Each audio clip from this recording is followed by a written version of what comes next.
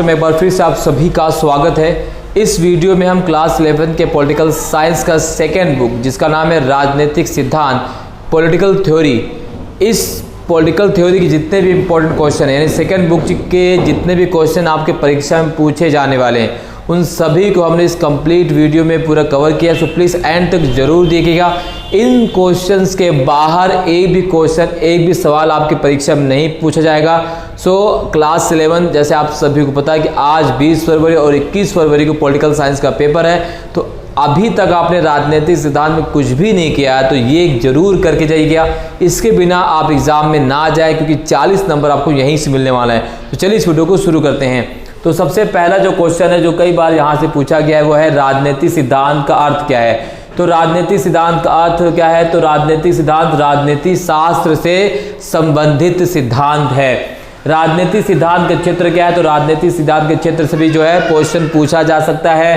राजनीतिक सिद्धांत का महत्व क्या है और राजनीति से आप क्या समझते हैं? राजनीति शासन करने की कला है। आप इसका स्क्रीनशॉट ले लीजिए। चलिए सेकेंड, सिद्धांत से आप क्या समझते हैं? यहाँ से 1 नंबर में सवाल पूछा जा सकता है। सिद्धांत की जो है शब्द की उत्पत्ति किस भाषा से हुई? यहाँ से 1 नंबर में सवाल पूछा जाता है। तो सिद्धांत को अंग्रेजी भाषा में थ्योरी कहा जाता है। क्या कहा जाता है? सिद्धांत को अंग्रेजी भाषा में थ्योरी कहा जाता है। और थ्योरी शब्द जो है यूनानी भाषा के थ्योरिया से निकला है। किससे निकला है? तो थ्योरी शब्द जो है वो यूनानी भाषा की, ध्यान रखिएगा, थ्योरी शब्द यूनानी भाषा के किस शब्द से निकला है? तो थ्योरी शब्द यूनानी भाषा के थ्योरिया से निकला है।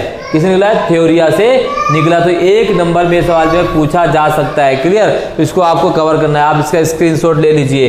नेक्स्ट क्वेश्चन अभी यहाँ पर आप देख सकते हैं जो पूछा जाएगा, थ्योरी शब्द की उत्पत्ति किस भाषा से हुई है? तो थ्योरी शब्द की उत्पत्ति जो है ग्रीक शब्द से हुई है, यानी थ्योरिया से हुई है। किससे हुई है? ग्रीक भाषा शब्द थ्योरिया से हुई है। नेक्स्ट, राजनीतिक सिद्धांत का अर्थ क्या है? तो राजनीतिक सिद्धांत राजनीतिक शास्त्र से संबंधित सिद्धांत है। किस विद्वान को प्रथम राजनीतिक वैज्ञानिक माना जाता है? फादर ऑफ पॉलिटिकल जो है अरस्तु। इसी प्रकार से अगर हम बात करें राजनीतिक सिद्धांत कितने भागों में बांटा गया, तो 2 भागों में, पारंपरिक राजनीतिक सिद्धांत और आधुनिक राजनीतिक सिद्धांत। किन्हीं 2 पारंपरिक विद्वानों नाम लिखे तो है अरस्तु और प्लेटो। आधुनिक विद्वान लिखे तो आलमेंड और पावेल लोसवेल। पॉलिटिकल थ्योरी नामक पुस्तक किसने लिखी है? तो पॉलिटिकल थ्योरी नामक पुस्तक लिखी एंड्रयू होकर ने। रिपब्लिक पुस्तक किसकी है? तो रिपब्लिक है प्लेटो की। पॉलिटिक्स पुस्तक किसकी है? तो पॉलिटिक्स है अरस्तु की। तो याद रखिएगा, यहाँ से सवाल पूछा जाएगा, पुस्तकों से क्वेश्चन पूछा जाएगा। आप इसका स्क्रीनशॉट ले सकते हैं। चलिए नेक्स्ट, अगला सवाल जो है वह है अ ग्रामर ऑफ पॉलिटिक्स पुस्तक के लेखक कौन है? तो अ ग्रामर ऑफ पॉलिटिक्स पुस्तक के लेखक हैं वह Laski. Politics who gets what when and how पुस्तक लेखक कौन है? तो वह है लोसवेल। मॉडर्न पॉलिटिक्स एनालाइज पुस्तक लेखक कौन है? रॉबर्ट डहेल। तो यहाँ से जो है क्वेश्चन पूछा जा सकता है। राजनीतिक शास्त्र का पिता किसे माना जाता है? तो है अरस्तु। पॉलिटिक्स शब्द जो है पॉलिटिकल साइंस शब्द किस शब्द से निकला है? तो वह पॉलिटिक्स निकला है। पॉलिटिक्स शब्द की उत्पत्ति किस शब्द से हुई है? तो पॉलिटिक्स शब्द की उत्पत्ति पोलिस से हुई है। पोलिस किस भाषा का शब्द है? तो पोलिस जो है ग्रीक भाषा का शब्द है। तो ये भी इंपॉर्टेंट, इसको भी आपको कवर करके चलना। स्क्रीनशॉट आप इसका ले लें। चलिए नेक्स्ट, स्वतंत्रता का अर्थ। स्वतंत्रता से सवाल पूछा जा सकता है। स्वतंत्रता आपको करना है, स्वतंत्रता क्या है? तो स्वतंत्रता को अंग्रेजी भाषा में लिबर्टी कहा जाता है। लिबर्टी जो है शब्द लैटिन भाषा के लिबर शब्द से निकला है, जिसका अर्थ होता है पूर्ण स्वतंत्रता। यानी स्वतंत्रता को अंग्रेजी भाषा में लिबर्टी, और लिबर्टी शब्द जो है लैटिन भाषा के लिबर से निकला है, जिसका अर्थ है पूर्ण स्वतंत्रता। तो स्वतंत्रता के 2 पक्ष, नकारात्मक स्वतंत्रता और सकारात्मक स्वतंत्रता। नकारात्मक और सकारात्मक से 6 नंबर का सवाल पूछा जा सकता है, या अलग से 2 नंबर में भी सवाल आ सकता है, जिसको आपको कवर करके चलना है। चलिए अगला है स्वतंत्रता के रूप। तो स्वतंत्रता कई रूप है? प्राकृतिक स्वतंत्रता, नागरिक स्वतंत्रता, राजनीतिक स्वतंत्रता, आर्थिक स्वतंत्रता और नैतिक स्वतंत्रता। ठीक है, तो ये सारी चीजें आपको कवर करके चलनी है। ये 100% पेपर में सवाल आएगा, इसको आपको कवर करके चलना ही चलना है। ठीक है, स्वतंत्रता वाले क्वेश्चन आप नेक्स्ट देख लेते हैं। सकारात्मक और नकारात्मक स्वतंत्रता में 2 से 3 नंबर का सवाल पूछा जाएगा। स्क्रीनशॉट ले लीजिए। उदारवादियों के अनुसार स्वतंत्रता क्या है? मोस्ट इंपॉर्टेंट है। उदारवादियों के अनुसार स्वतंत्रता क्या है? क्या किसी सभ्य समाज में बिना प्रतिबंधों के स्वतंत्रता संभव है? क्या किसी सभ्य समाज में बिना प्रतिबंधों के स्वतंत्रता संभव है? तो इसको भी आप कर लीजिए। अगला है, हमें प्रतिबंधों की आवश्यकता क्यों होती है?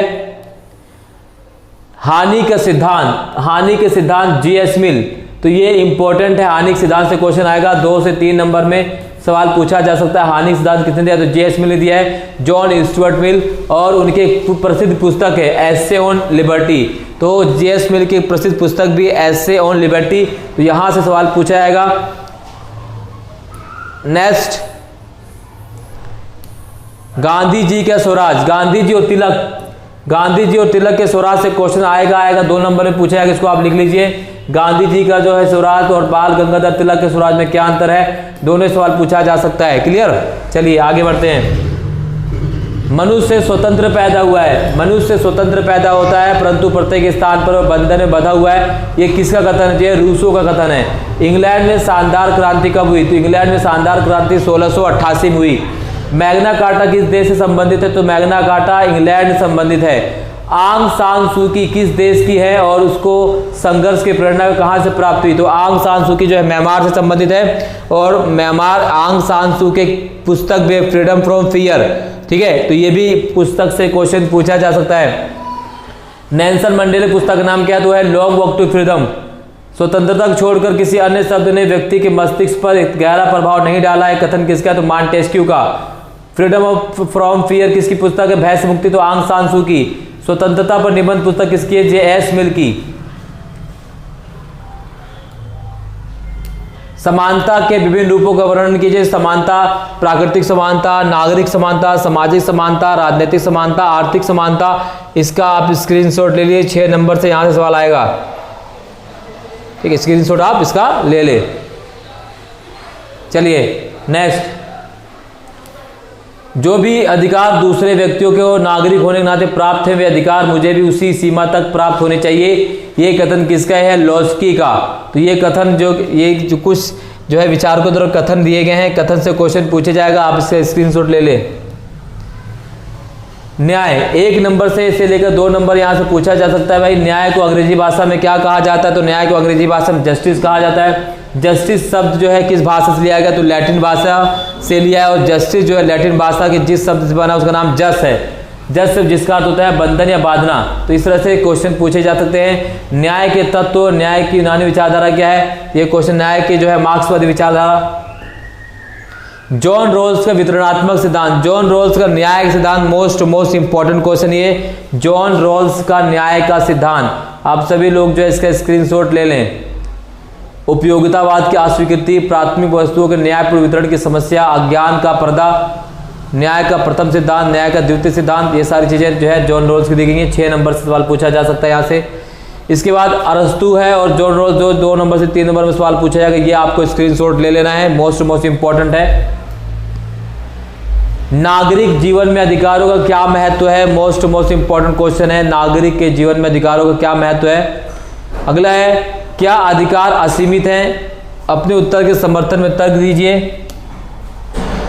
पश्चिमी धर्मनिरपेक्षता और भारतीय धर्मनिरपेक्षता, धर्मनिरपेक्षता जो हमारा चैप्टर है वहां से पश्चिमी धर्मनिरपेक्षता और भारतीय धर्मनिरपेक्षता से सवाल पूछा जाएगा। इसको आप स्क्रीनशॉट ले लीजिए, लिख लीजिए। मोस्ट इंपॉर्टेंट क्वेश्चन है ये।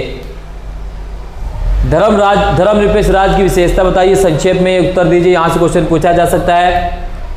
धर्मनिरपेक्ष राज्य के मार्ग में वादा क्या? उपरोक्त सभी। भारतीय संविधान की प्रस्तावना में धर्मनिरपेक्ष शब्द किस संवैधानिक संशोधन द्वारा जोड़ा गया? तो 42वें संविधान संशोधन 1976। संविधान की किस अनुच्छेद के अंतर्गत भारतीय नागरिकों को धार्मिक स्वतंत्रता प्रदान की गई? अनुच्छेद 25 से 28। इस तरह से सवाल पूछा जाएगा।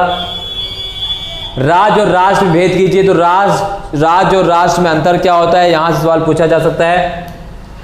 ऐसे कौन से कारक है जो एक राष्ट्र के उदय में सहायक होते हैं? तो राष्ट्र के उदय में सहायक कारक कौन कौन से? सामान्य मातृभूमि, वंश की समानता, सामान्य भाषा, सामान्य धर्म, भौगोलिक एकता और सामान्य इतिहास। राष्ट्र को अंग्रेजी में क्या कहा जाता है? राष्ट्र को अंग्रेजी में नेशन कहा गया है। नेशन शब्द किस भाषा से लिया गया है? तो नेशन शब्द लैटिन भाषा से लिया गया है। नेशन शब्द किन 2 शब्दों से मिलकर बना है? तो नेशन शब्द नेशियो और नेट से मिलकर बना है। राष्ट्र की परिभाषा किसने दी? तो ये क्वेश्चन काफी इंपॉर्टेंट है। और नागरिक की विशेषताएं, तो ये आपके सेकेंड बुक के जितने भी इंपॉर्टेंट क्वेश्चन है, जहां से भी क्वेश्चन पूछा जा सकता था हमने उसको कवर कर लिया है। इससे बाहर क्वेश्चन नहीं आएगा। अगर आपने इस वीडियो कंप्लीट देख लिया है पूरी तरीके से तो 100% इस पुस्तक से कोई भी क्वेश्चन आप नहीं छोड़ेंगे। इस वीडियो में बस इतना ही। हमें दे दी इजाजत। चैनल को सब्सक्राइब जरूर कीजिएगा। हर चीज़ को आप लाइक सब्सक्राइब कर देते हैं, आपको जिसे सहायता मिलती है उसको भी सब्सक्राइब कीजिए। बहुत बहुत धन्यवाद।